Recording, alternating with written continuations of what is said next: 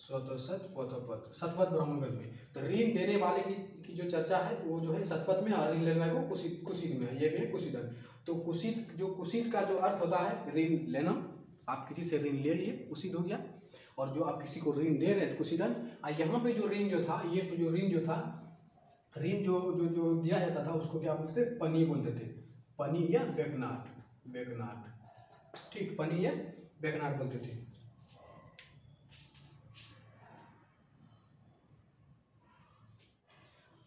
हाँ, तो ऋण देने वालों को यहाँ पे पनी या बेकनाट बोलते थे। यहाँ पे कुशिदन जो शतपथ ब्राह्मण ग्रंथ होते थे ब्राह्मण। देखिए जब उत्तर वैदिक काल आता है ना, तो यहाँ पे ब्राह्मण ग्रंथ की रचना हो रहा है, पुराण की रचना हो रहा है, उपनिषद की रचना हो रहा है। तो धीरे धीरे जो है सब बातें जो है अलग अलग डिटेल्स में आप यहाँ पे चर्चा करना शुरू कर दिया गया था।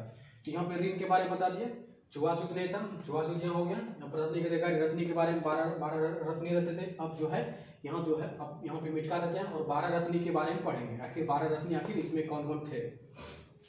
ठीक, यहाँ तो क्लियर हो गया, मिटा देता है इसको।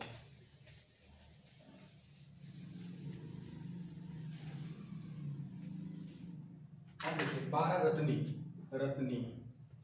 टोटल कितना था, 12 था। पहला हो गया पुरोहित, दूसरा हो गया युवराज, तीसरा हो गया मतलब क्या है, राजा की पत्नी यानी महिषी, चौथा हो गया रथकार, पांचवा हो गया दूत, छठा हो गया अक्षबाप, सतवां हो गया गोभी कर्तन, आठवां हो गया पालागल, ठीक, आठवां हो गया पालागल, नौवां हो गया पुरोहित, युवराज, महिषी, रथकार, दूत, अक्षबाप, गोभी कर्तन, पालागल। हाँ, गोभी कर्तन, युवराज, महिषी, रथकार, दूत, अक्षबाप, गोभी कर्तन, पालागल, पुरोहित, ठीक। एक था राजा सहित, एक खुद राजा था, 10, 11, 12, एक राजा था, दूसरा हुआ सूतकार हुआ, अम्मादी हुआ, सूतकार, अम्मादी हुआ, राजा हुआ, छुआप, गोभी कर्तन, पालागल, रथकार, महिषी, युवराज, पुरोहित, रथकार, सूतकार, अम्मादी, और अधिकारी कौन था ये, और अधिकारी हो गया, हाँ एक हो गया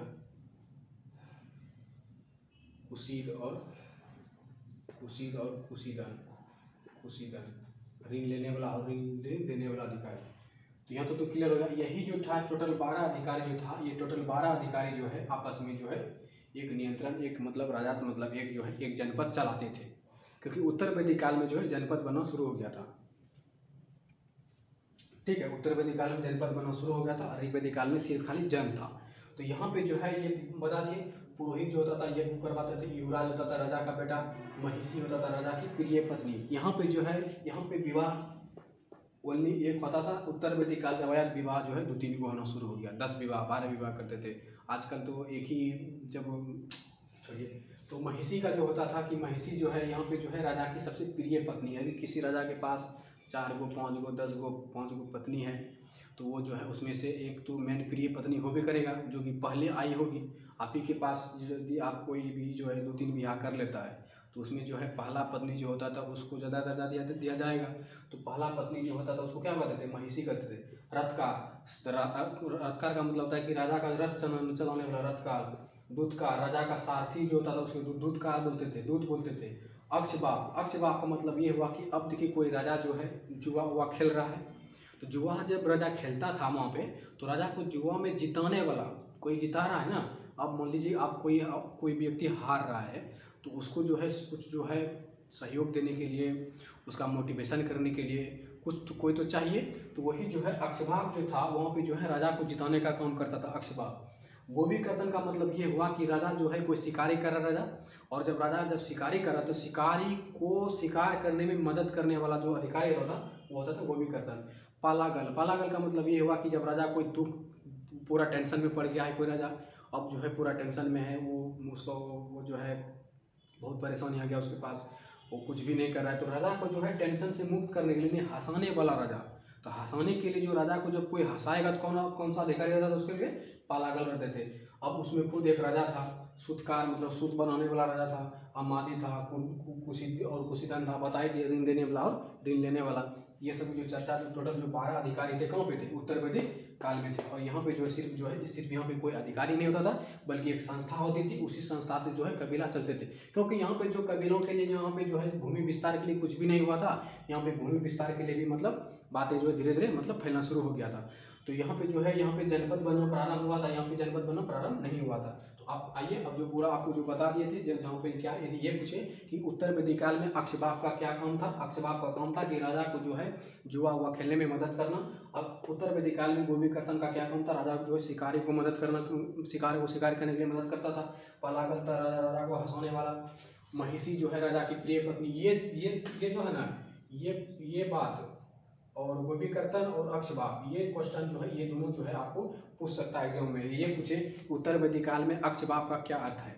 अक्षबाप का क्या अर्थ है? ये राजा को जिताने वाला जुआ में। गोपी कर्तन राजा को शिकार पकड़ने वाला। महिषी जो हुआ राजा की प्रिय पत्नी हुआ महिषी। यहाँ पर तो आपको क्लियर हो गया। अब देखें, अब जो है इधर जो है उत्तर वैदिक काल को जो है मिटा देते हैं।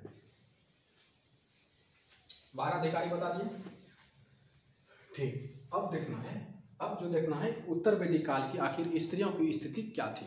उत्तर वैदिक काल में स्त्री जो है, स्त्री की स्थिति दयनीय हो गई थी, दयनीय हो गई थी। क्योंकि अब देखिए बाल विवाह शुरू हो गया।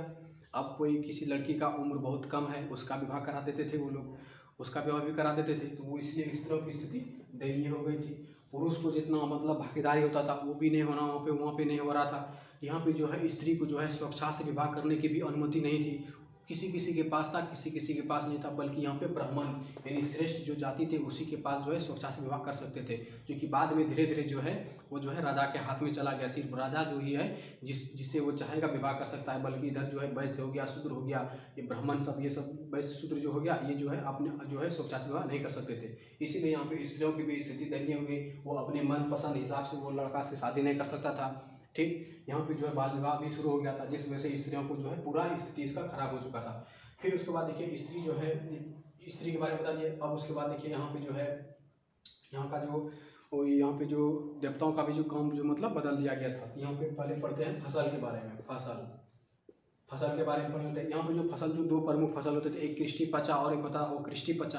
कृष्टि पचा का मतलब ये होता है कि कृष्टि पचा, कृष्टि पचा का मतलब ये होता है कि आप जो है किसी जमीन में जोत के जो है कृषि कर रहे हैं, उससे जो आपको फसल मिलेगा वही हुआ कृष्टि पचा। और अकृष्टि पचा का मतलब होता है अकृष्टि पचा का मतलब ये हुआ कि जो है जंगल में आना, मतलब अपने आप कोई फसल उग गया। आप देखते हैं जंगल में मतलब बहुत से फसल मतलब बहुत से फल पेड़ पौधे में अपने आप उग जा रहा है, तो वो क्या है? वो हुआ अकृष्टि पचा। अकृष्टि पचा जो है आप जो जमीन में खोद के जो है कोई मतलब कोई अनाज पैदा कर रहे हैं, वो हो गया कृष्टि पचा। अब देखिए वहाँ पे सिंचाई था।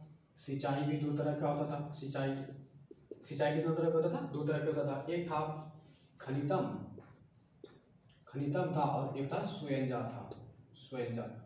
तो स्वयंजा का मतलब ये होता है कि आप जो है वर्षा मतलब देखिए स्वयं जो मतलब जो है सिंचाई हो जाना चाहिए। स्वयं मतलब भगवान द्वारा। आप देखिए कि वर्षा पड़ जा रहा है, ऊपर से नदी का पानी आ जा रहा है, तो वो क्या है? स्वयंजा है। तो वर्षा का पानी और नदी, ये जो किसी होता था स्वयंजा होता था। और खनितम का मतलब ये होता था कि आप जो है खान ऊन के जो है कहीं पे खान रहे हैं, कुआं नहर तालाब, ये जो है खान के जो है पानी निकालते थे वो लोग, तो वो हो गया खनितम का मतलब ये हो गया खान के मतलब पानी निकालना, सिंचाई करना। और जो स्वयंजा का मतलब ये होता था कि आप जो है वर्षा के बादल पे निर्भर करना, प्रकृति पर वो ये लोग निर्भर करते थे। यानी खनितम का मतलब ये हुआ कि यहाँ पे जो है कृत्रिम द्वारा आप जो खुद से करके वो सिंचाई मतलब पानी निकाल रहे हैं, ठीक। यहाँ तो सिंचाई के बारे में बता दिया और फसल के बारे में भी बता देगी। अब देखिए अब जो यहाँ देखिए तो ऋग्वैदिक काल में इसलिए सिंचाई फसल के बारे में पता नहीं चलता है क्योंकि यहाँ पे जो है कृषि का महत्व नहीं था, इसलिए जो यहाँ पे जो है ये सब बातें यहाँ पे नहीं है। तो यहाँ पे बता दिया अब यहाँ तक। अब आइए जो है आगे देखते हैं। इसके बाद इसको मिटा पाता है, ठीक है, मिटा देते हैं। अब देखिए अगला पॉइंट क्या है, यहाँ का जो कि मतलब थी देवता का स्थान। इसमें प्रिय देवता आदि पूछे। उत्तर वैदिक काल में प्रिय देवता कौन था? वो था प्रजापति। उसके बाद आता है विष्णु, उसके बाद आता है रुद्र। यहाँ पे यदि प्रिय देवता पूछे तो वो कौन सा है, यहाँ का प्रिय देवता कौन सा है, इसको मिटा देते हैं, कोई दिक्कत नहीं है यहाँ पे। यदि यहाँ का प्रिय देवता पूछे, प्रिय देवता इंद्र है, वरुण है और अग्नि, ये 3 देवता था ना यहाँ पे 3 देवता प्रजापति, विष्णु और रुद्र, यहाँ का इंद्र, वरुण और अग्नि, यहाँ पे हो गया। अब उसके बाद देखिए इंद्र का काम यहाँ पे क्या था, इंद्र का काम क्या था, बादल करना, बरसाना। और वरुण का काम क्या था, मतलब जल निधि के नाम से जानते थे, ऋतस्गोप कहते थे इसको, ऋतस्गोप। और अग्नि को जो है मानव और देवता के बीच मध्यस्थता का काम करता था। लेकिन यही जो प्रजापति, विष्णु और रुद्र जो है बाद में जो है ब्रह्मा विष्णु और महेश, ब्रह्मा विष्णु महेश के नाम से ये तीनों देवता को बाद में जाना गया। तो अब देखिए कि यहाँ पे जो है देवता का भी काम जो है वो बदल दिया गया। ठीक, यहाँ पे देवता का भी काम बदल दिया गया। तो अब देखिए कौन कौन सा देवता का काम क्या क्या बदला वो पढ़ना है। प्रिय देवता के बारे में पता चल गया, प्रजापति, विष्णु, रुद्र, और यहाँ पर इंद्र, मित्र, वरुण, यहाँ पे इंद्र, वरुण और अग्नि थे। यहाँ तो कोई दिक्कत नहीं है, इसको मिटा देते हैं। अब देखिए देवता का स्थान यानी देवता का काम क्या कहता है। ठीक है, पहले देखिए इंद्र के बारे में पढ़ते हैं। इंद्र का को देवता जो है, इसको जो है उत्तर वैदिक काल में राक्षसों का देवता बोलते थे इसको, राक्षसों का देवता, घर लूटने वाला देवता, घर लूटने वाला देवता, और जो है इसको बोलते थे सांपों का देवता। अब आप बताइए कि सांपों का देवता अभी किसको कहते हैं, हम तो शंकर भगवान को कहते हैं सांपों का देवता। तो यहाँ पे उत्तर वैदिक काल में जो है इंद्र को जो है सांपों का देवता बोला गया, और घर लूटने वाला भी देवता बोला गया, और राक्षसों का देवता भी बोला गया। वरुण, देखिए वरुण को जो बोला गया, इसको बोला गया जल, वरुण को बोला गया बादल का देवता। ठीक, अब देखिए अश्विन को कहा जाता था कृषि का देवता, और चूहा मारने वाला देवता। अश्विन को कृषि का देवता और चूहा मारने वाला देवता, वरुण को बादल का देवता, और इंद्र को जो है राक्षसों का देवता, घर लूटने वाला देवता, सांपों का देवता। ये सब यदि एग्जाम में पूछ देगा ना तो हालत खराब हो जाएगा। यदि ये पूछ देगा कि उत्तर वैदिक काल में कि चूहा मारने वाला देवता कौन था, किसको कहा था चूहा मारने वाला देवता, अश्विन को। यदि ये पूछे कि उत्तर वैदिक काल में घर लूटने वाला देवता को किसे कहा जाता था, घर लूटने वाला देवता किसे कहा जाता है, वो कहा जाता है इंद्र को।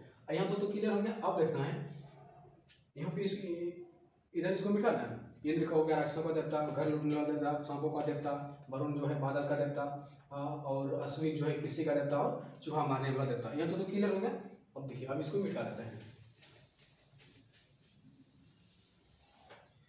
अब देखिए अब जो है पुसन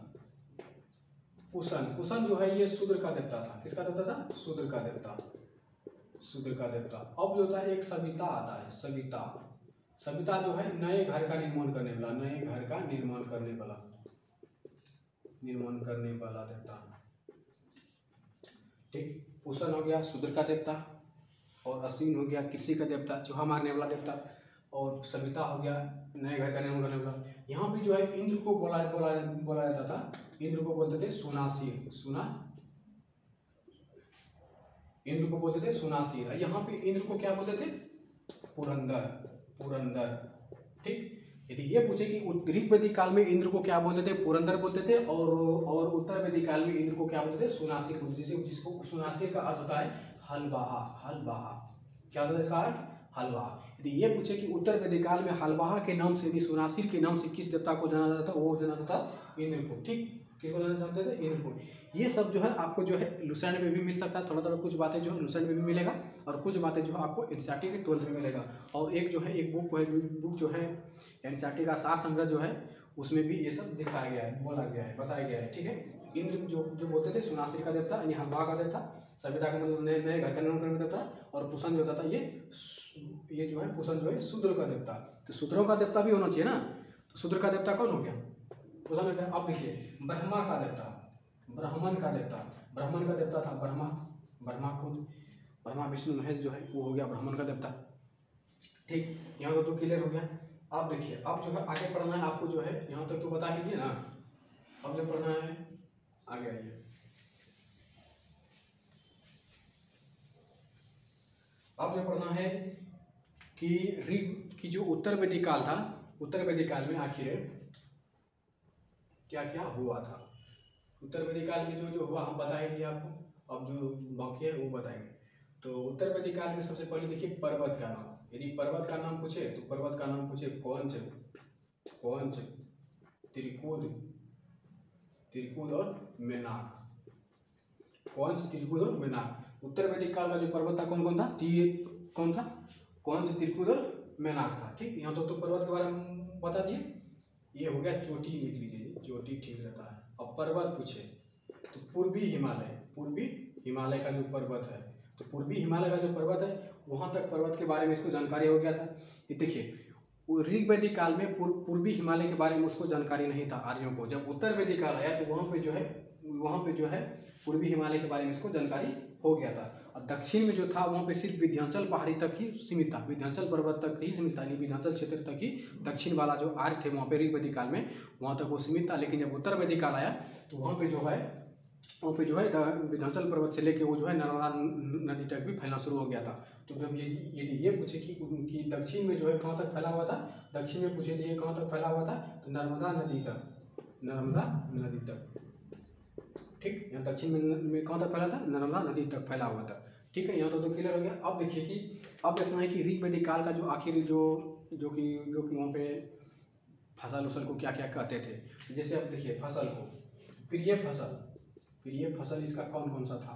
प्रिय फसल था जैसे मान लीजिए चावल है, गेहूँ है, सरसों है, चावल, गेहूँ, सरसों और है धान है। ठीक, चावल को वो लोग देखो, गेहूँ को बोलते थे गोधूम, चावल को बोलते थे व्रीहि और सरसों को बोलते थे ये लोग सारिसाका। ठीक, और धान को बोलते थे साली।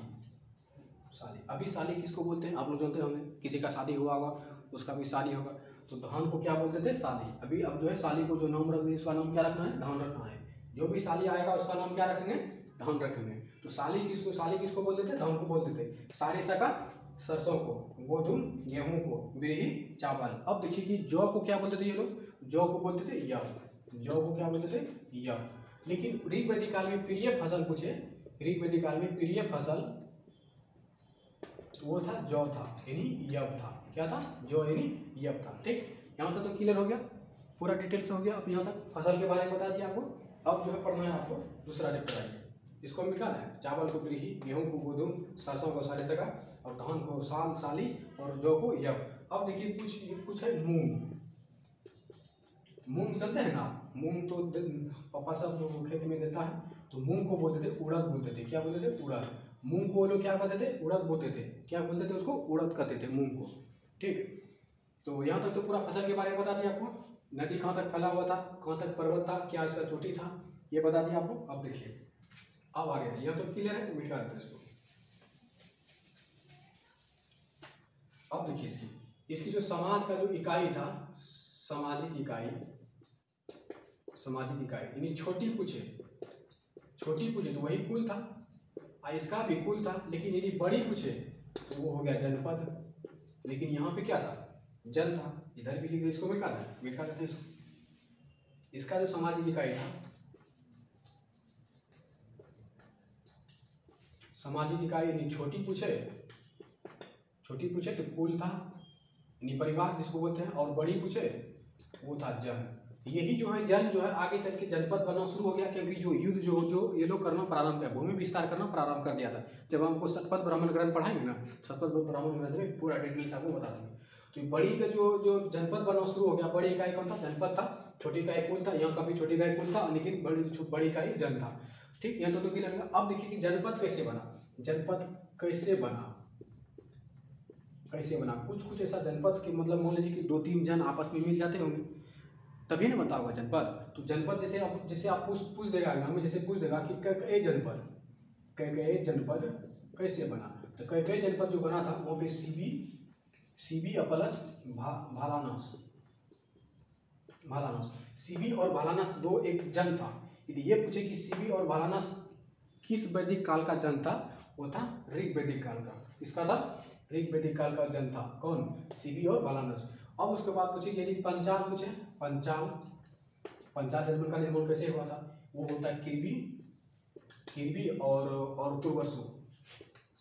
किरबी और तुर्बस।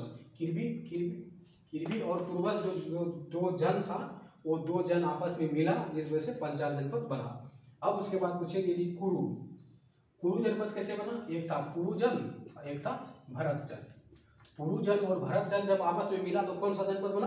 कुरु जनपद बना। ये जो है क्वेश्चन जो है आपको एनसीईआरटी में मिलेगा। जब एनसीईआरटी का सार संग्रह जब आप बुक पढ़िएगा वहाँ पे जो है आपको 100% मिलेगा। ये आखिर पंचाल जनपद का निर्माण कैसे हुआ, कुरु जनपद का निर्माण कैसे हुआ, कई जनपद का निर्माण कैसे हुआ। यदि ये पूछ दे कि उत्तर वैदिक काल में कुरु जनपद का जो निर्माण हो रहा था उसमें कौन कौन सा जन शामिल थे, तो कुरु जनपद का निर्माण में कुरु और भरत था, पंचाल में किरबी और तुर्बस था, और कई में सीबी और भालानस था। ठीक, तो जनपद कैसे बना आपको बता दिए कि आखिर जनपद किस तरह से मिलकर बना होगा। जब दो जन आपस में मिला था वो क्या बना? जनपद बना। और वो जन कहाँ से मिलकर बनेगा? ऋग्वैदिक काल का जो जन था वहीं से बनता था। ठीक, यहाँ तो क्लियर है। आखिर जन कैसे बन रहा है, उसका बड़ी इकाई क्या है, छोटी इकाई क्या है, पर्वत क्या है, कहाँ तक उसका विस्तार था। अब तो यहाँ तक मतलब पूरा डिटेल से हो गया। उसका फसल की भी बारे में बता दिए थे, आखिर कौन कौन सा फसल क्या क्या वो लोग यूज करते थे, किस तरह से उसका फसल का जो मतलब वो उपज होता था, उसकी मतलब वो राजनीतिक इकाई धर्म के बारे में भी बता दिए थे, देवता का स्थान किस तरह था, यह सब मतलब क्लियर हो गया। अब देखिए, अब जो है आगे पढ़ना है।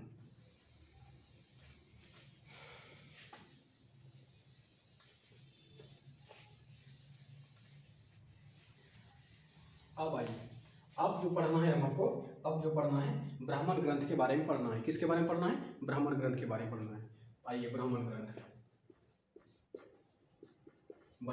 सबसे पहले हम पढ़ेंगे ऐतरेय ब्राह्मण ग्रंथ के अनुसार। ऐतरेय ब्राह्मण ग्रंथ। आखिर ऐतरेय ब्राह्मण ग्रंथ में क्या क्या है ये नहीं है। तो ऐतरेय ब्राह्मण ग्रंथ किस वेद का ब्राह्मण ग्रंथ है? यह है ऋग्वेद का। यहाँ तो क्लियर हो गया। अब देखिए, ऐतरेय ब्राह्मण ग्रंथ में यह कहा गया कि स्त्री जो है समस्त दुखों का कारण है। समस्त दुखों का कारण है, स्त्री समस्त दुखों का कारण है। लेकिन हम तो कहते हैं कि स्त्री जो है समस्त दुखों का निवारण है। यहाँ पे कहा था कि स्त्री जो है समस्त दुखों का कारण है, लेकिन स्त्री जो है समस्त दुखों का निवारण है। यदि आप जब भी कभी संकट में पड़िएगा ना, तो आपका जो जीवन साथी होगा ना, वही आपको ऊपर लेके जाएगा, वही जो आपको जो है संकट से बचाएगा। तो स्त्री जो है समस्त दुखों का कारण है, ये ऐतरेय ब्राह्मण ग्रंथ में कहा था। देख रहे हैं ना कि स्त्री की स्थिति किस तरह हो रहा है, अभी और पढ़ना है। तो स्त्री जो है समस्त दुखों का कारण बता जा रहा है। और ऐतरेय ब्राह्मण ग्रंथ में यह कहा था कि मतलब चारों दिशाओं में जो राजा फैला हुआ था, वो जो है अपने आप को कुछ से कुछ घोषित करते थे। अभी देखिए कि अब जब किसी के पास कुछ आ जाता है तो वो अपने आप को बोलता है कि हम जो है मेरे सिवा कोई है ही नहीं, हम जो है हम ही हैं। तो ये सब जो बातें जो है, यही सब बात जो है ऐतरेय ब्राह्मण ग्रंथ के अनुसार हो रहा है। यहाँ पे जो हम बता देते हैं आपको डिटेल से, एक था उत्तर, एक था दक्षिण, एक था पूर्व, एक था पश्चिम। उत्तर का जो राजा रहता था ना, ये कहता था कि हम जो है विराट हैं। उत्तर का राजा क्या बोलते थे? विराट। और दक्षिण का राजा जो था वो क्या था? भोज कहते थे। पूर्व का जो राजा था वो कहते थे सम्राट। ठीक है, यहाँ का स्वराट। ठीक, अब देखिए, अब जो है चारों साइड से अपना अपना राजा के बारे में बता दिए कि चारों साइड के क्या क्या राजा बोलते थे। यहाँ का विराट बोलते थे, यहाँ का सम्राट, यहाँ का भोज, यहाँ का स्वराट। यदि एग्जाम में जो है जोड़ी लगाने में पूछ सकता था। यदि जोड़ी लगाने में कैसे पूछेगा कि ऋग्वैदिक काल का उत्तर का राजा दे देगा कि सूची 1 और सूची 2 में मिलान कराएं, ये दे देगा उत्तर का दे देगा विराट, दक्षिण का दे देगा भोज, पूर्व का दे देगा सम्राट, पश्चिम का दे देगा स्वराट। तो विराट जो राजा था, ये जो यज्ञ कौन कौन करते थे। अब यहाँ का जो यज्ञ के बारे में पूछे कि ये राजा कौन यज्ञ करते थे और ये वाला राजा कौन सा यज्ञ करते थे। तो ये वाला जो राजा था ना, ये वाला राजा जो राजा था, ये राजा था पुरुष में यज्ञ करते थे। पुरुष में यज्ञ। ठीक, ये वाला राजा तो ये था करता था वाजपेयी यज्ञ। इधर का जो राजा था वो करते थे अश्वमेध यज्ञ।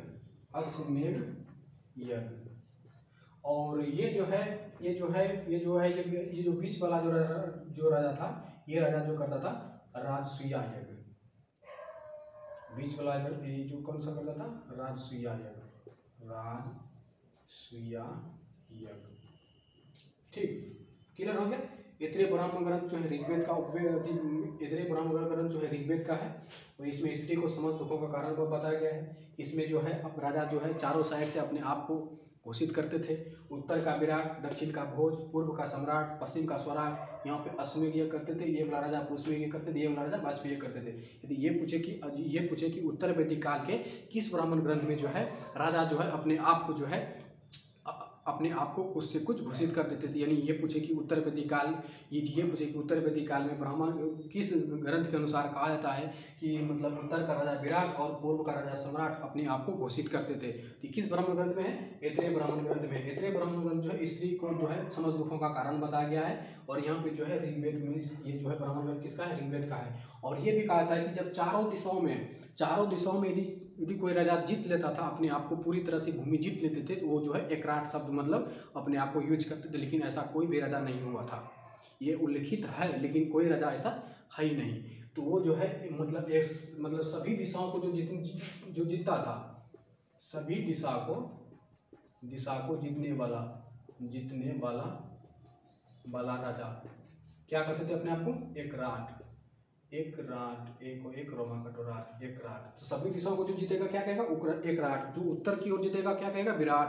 जो दक्षिण को जीतेगा क्या कहेगा? भोज। पूर्व की जो क्या? सम्राट। और मतलब और जो है पश्चिम की ओर स्वराट। ये तो बता दिए कौन सा क्या करते थे। यहाँ पर मतलब ऐतरेय ब्राह्मण ग्रंथ क्लियर हो गया।